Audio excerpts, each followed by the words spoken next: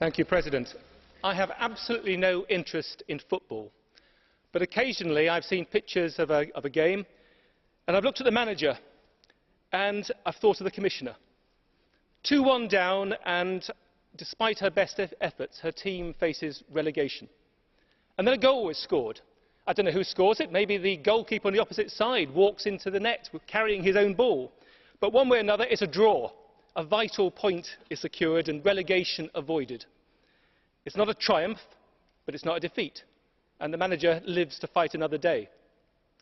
Now I'm told that at Cancún a great cheer went up when there was a resolution to the negotiations, and I can understand the relief of delegates there at it not being a defeat, but it was hardly a triumph. I mean, where's the mention of curbing the rise in temperatures by 2015? Where's the ambition to cut CO2 emissions by 50% by 2050? Where are the post-Kyoto commitments? I mean, fudged and dodged and kicked into the long grass. But criticism is easy. What's being attempted has never been done before. It requires the governments of the world to join together in collective action. And that, of course, is why the critics on the nationalist right hate it so much.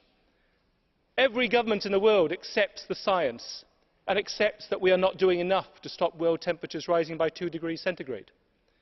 Even China this time recognised that there are limits to national sovereignty and accepted that there should be international verification of its emissions. Because we're in this together. One race, one species, on a single planet. Now there are some very difficult questions to be answered as we go forward. How do we move from here to make a post-Kyoto binding agreement that places requirements not just upon developed countries but also upon developing countries?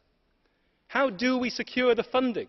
Really, how do we get the money that we've promised for adaptation and forest protection?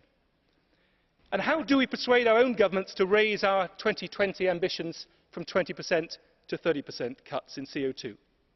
But maybe we have an answer to that. With China well on its way to reducing its carbon intensity by 45%, it's in our economic interests to make sure that we take these measures, or economically we're going to get left behind.